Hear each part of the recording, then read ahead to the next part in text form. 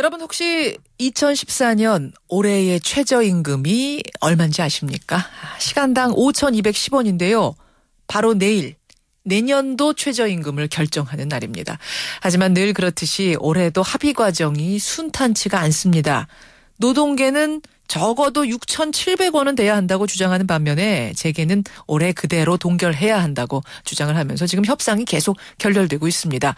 과연 지금은 어떤 상황인지 양측의 입장 차례로 듣고 판단을 해보죠. 먼저 재계의 입장입니다. 최저임금위원회 사용자위원이세요. 경총의 김동욱 기획홍보본부장 연결이 되어 있습니다. 김동욱 본부장님 안녕하세요. 예, 안녕하세요. 그러니까 경총에서는 올해 최저임금 5,210원 그대로 가야 한다라는 주장이시죠? 예. 어떤 배경입니까? 무엇보다도 최저임금이 그동안 많이 올랐습니다. 지난 2001년 이후에 2013년까지 연평균 최저임금 인상률이 8.9% 정도 됩니다. 예.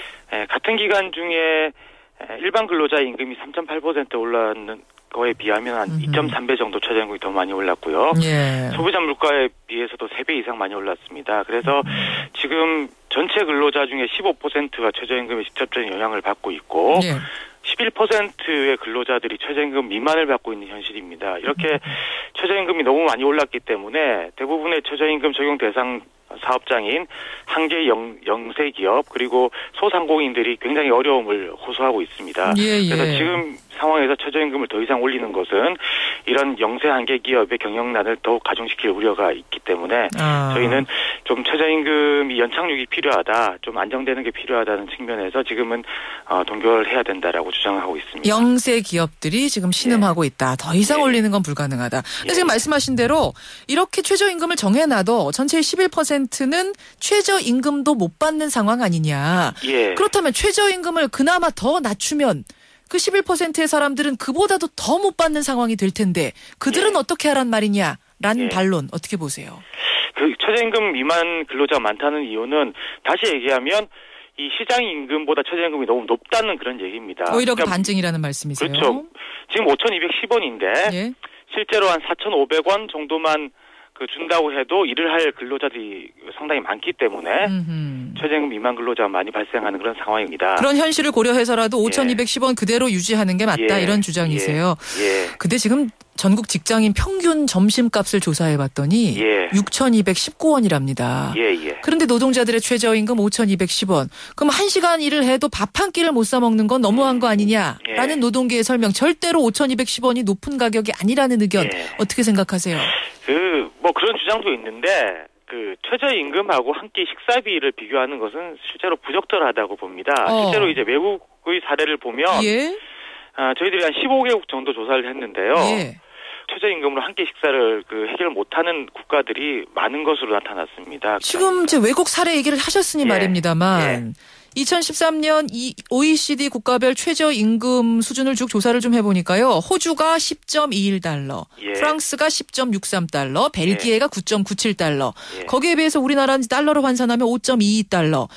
22개국 중에 12위로 나옵니다. 그러면은 이거는 글쎄요 좀 낮은 수준이라는 거는 인정을 하셔야 되는 건 아닌가요? 근데 이제 국민소득하고 비교를 해봐야 되거든요. 근데 호주 같은 경우에 7만 불, 국민소득 7만 불이니까 우리나라가 22,000불이니까 거의 3배 이상 높고요. 근데 우리나라가 5.2달러고 호주가 10.2달러니까 최저임금은 2배밖에 차이 안 나거든요.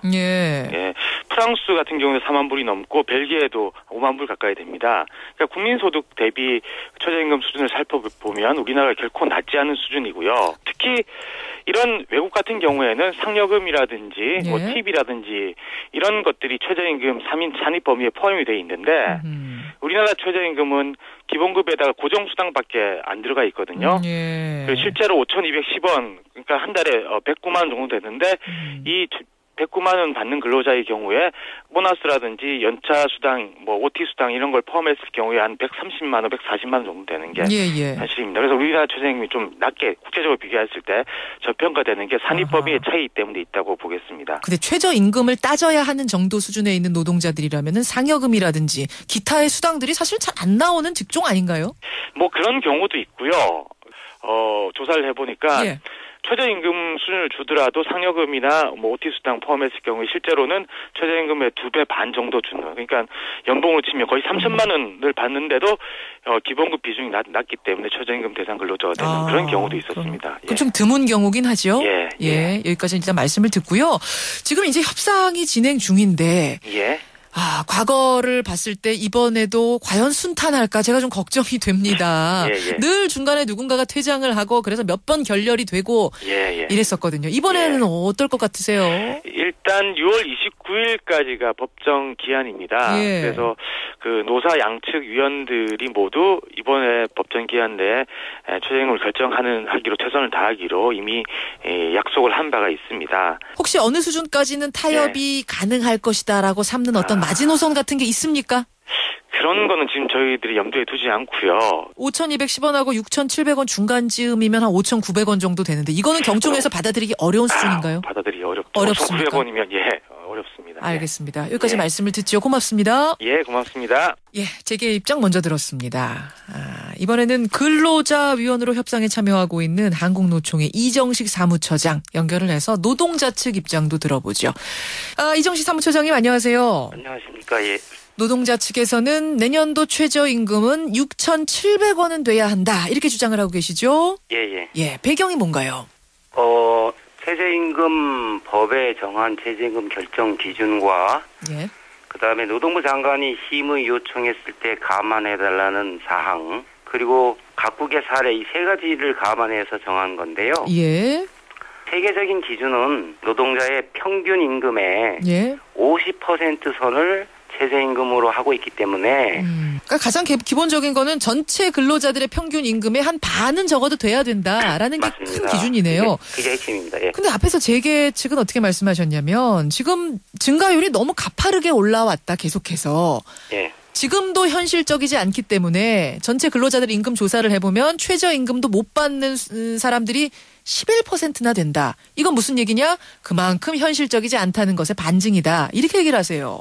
이거는 최저임금은 국가에서 정한 이 밑으로는 조선은 안 되고 주게 되면 처벌을 받는 임금이기 때문에 최저임금 미만이 11% 된다라는 것은 그걸 당당하게 내세워서 이걸 이유로 최저임금이 올라가면 안 된다고 주장하면 안 되고 최저임금을 지키도록 하기 위해서 일단 근로감독을 철저하게 해야 되는 것이고 두 번째 사용자들이 지금도 온갖 편법으로 예를 들어서 어저께도 심의과정에서 나왔지만 최저임금이 월 110만 원 정도 되는데 현재 임금이 100만 원에다가 식대가 10만 원이 있어요. 근데 최저임금 안 올려주려고 주둔 식대를 없애고 최저임금에다가 10만 원을 포함해가지고 110만 원을 만들어주더라고요. 그래서 최저임금이 아무리 낮아도 기업들이 안 주려고 맘만 먹으면 최저임금 미만 노동자들은 있을 수밖에 없는데 이걸 이유로 해서 최저임금을 못 올리겠다 하는 것은 어불성설이죠.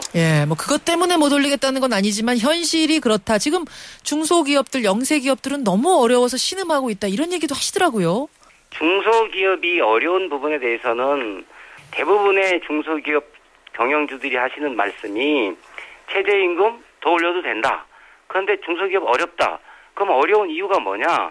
이것은 우리 사회 구조적인 문제인데 대기업의 횡포, 특히 하도급 횡포, 불공정 거래 이런 거에 있다. 이런 거는 이미 우리 사회에서 다 아는 사실이에요. 그래서 지금 약자들끼리 올린다 못 올린다 싸우고 있는데 그래서 그렇게 하기보다는 후려치기 납품 단가 뭐 인하하는 거 이런 것들을 같이 고치면서 최저임금도 올리는 방법을 찾아보자. 구조적인 문제에 대해서는 손 안 대고 그저 임금만 가지고 깎으려고 하는 거는 이건 잘못된 거다라는 말씀이시군요. 그렇죠. 그 일반적으로 다른 나라랑 비교해 봤을 때 우리의 최저임금이 그리 낮지 않다라는 재계의 주장에 대해서는 어떻게 생각하세요? 그거는 여러 가지 기준으로 할 수가 있는데 세계적으로 공인된 기준은 보통 임금 평균의 50% 또는 가장 낮은 임금부터 가장 높은 임금까지 줄을 세웠을 때 중간 임금에 해당되는 사람의 3분의 2, 약 70%. 요게 이제 최저임금 수준이라고 보는 건데